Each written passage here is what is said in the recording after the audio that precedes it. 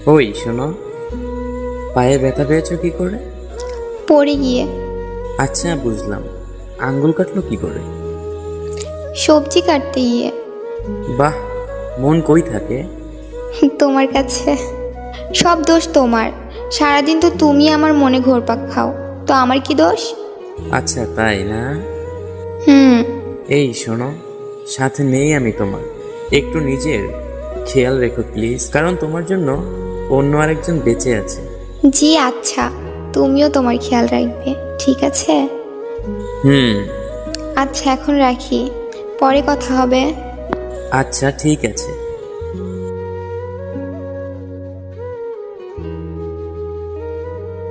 Hello. বলো। আমি না তোমাকে একটা কথা বলতে চাই। বলো সোনা। না মানে, আমি আর এই রিলেশন রাখতে পারবো না। মানে কি বলছো তুমি এইসব? হ্যাঁ সত্যি শুনছো, তোমার আর আমার রিলেশন কেউ মেনে নেবে না। আমার পরিবারের কেউ আমাদের রিলেশন লাইক করে না। তুমি কি যা বলছো ভেবে বলছো? হ্যাঁ, আমি যা বলছি ভেবেই বলছি।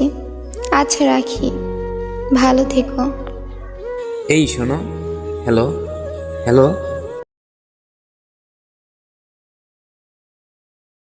হ্যালো। কেমন আছো? কে বলছেন আপনি? আমাকে চিনতে পারছো না? এত তাড়াতাড়ি ভুলে গেছো? হ্যাঁ, ভুলে গেছি। বাহ, ভালো। কিছু কি বলবেন? কেমন আছো? না মরে বেঁচে আছি।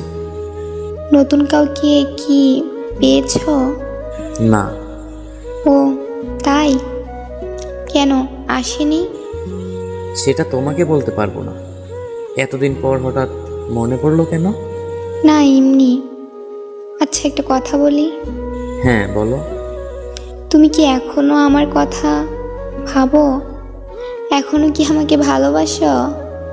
না, এখন আর তোমার প্রতি আমার কোনো অনুভূতি নেই। এখন আর তোমাকে ভালোবাসি না। এখন আর তোমাকে মনেও পড়ে না। এখন আমি একলা চলতে শিখে গেছি।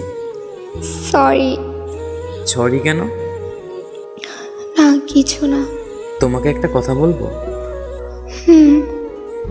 বলো।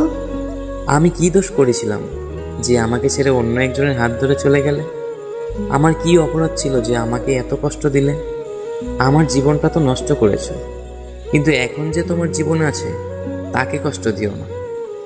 আচ্ছা, এখন যদি আমি তোমার জীবনে ফিরে আসতে চাই তাহলে কি করবে?